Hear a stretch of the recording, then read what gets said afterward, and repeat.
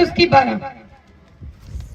फिर उसने मुझसे कहा, हे डैनियल मत डर, क्योंकि पहले दिन जब तूने समझने बुझने के लिए मन लगाया, अपने परमेश्वर के सामने अपने को दीन किया, उसी दिन तेरे वचन क्या हुए? अपने पड़ोसी को बोलो, सुने गए। डैनियल के वचन सुने गए। हालेलुया। उसी दिन तेरे वचन सुने गए और मैं तेरे वचनों के कारण आ गया हूँ। वो लगातार हुजूरी में रहने वाला व्यक्ति था। और सेकंड, वो जो भी प्रार्थना करता था वो वचन के द्वारा प्रार्थना करने वाला व्यक्ति थे। आज लोग कैसे प्रेयर करते हैं? इमोशनल है वो लोग। आज उनको पता नहीं कि हमें कैसे प्रेयर करनी है। हालेलुया। कितना को मेरी बात समझ आ रही है? कहता मैं तेरे वचनों के कारण आ गया हूँ। जब यीशु मसीह को भूख लगी थी, शैतान ने क्या किस चीज से फरमाया? वचन के द्वारा की थी। तो इब्लीस के द्वारा उसकी परीक्षा आई। कहते हैं इस पत्थर को बोल रोटियां बन जाए। हाँ, तो यीशु मसीह ने क्या कहा? लिखा है कि इंसान केवल रोटी से नहीं, लेकिन परमेश्वर के मुख से, परमेश्वर के हर एक वचन के द्वारा जो मुख से निकले गए उसके द्वारा क्या रहेगा? जीवित रहेगा। हालेलुया। कितना मेरी बात समझ आ रही है? अब उसने, यीशु मसीह ने वचन के द्वारा ही आंसर दिया। आजकल तो विश्वासी होता कहता बना रहे कोई ना, बना रहे प्रभु पत्थर ने रोटियां बना रहे, मैंने नहीं पता, भुख लगी है। हालेलुया। कितना मेरी बात समझ आ रही है? यीशु मसीह ने वचन के द्वारा उसको जवाब दिया।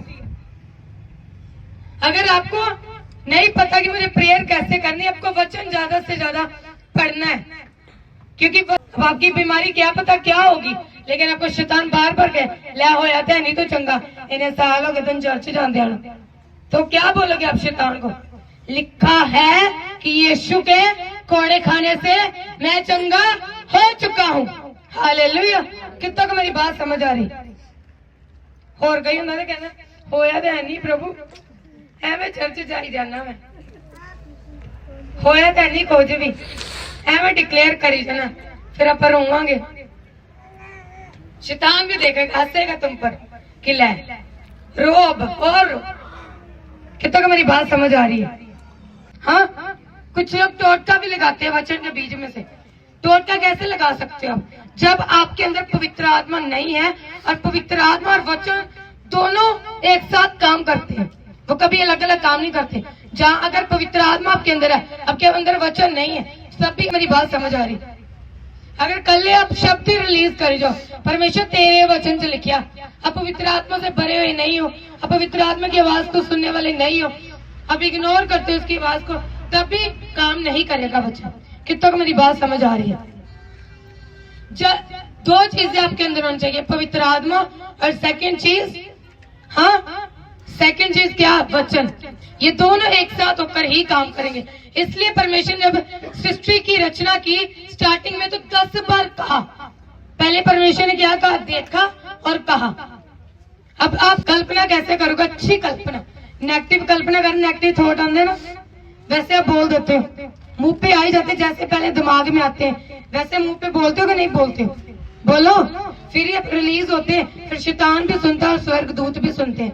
वैसे आपकी जिंदगी में पूरा होता है। अब पॉजिटिव थॉट आए आपके दिमाग में कि मैं ब्लेस्ड हूँ, मैं आशीषित हूँ, मैं ना मरूंगा जीवित रहूंगा। तेरे का मन में आया कि मैं इतना लंबा जीऊंगा, मेरे आगे मेरे पोती पोते होंगे, मैं उनको ब्लेस करके जाऊंगा।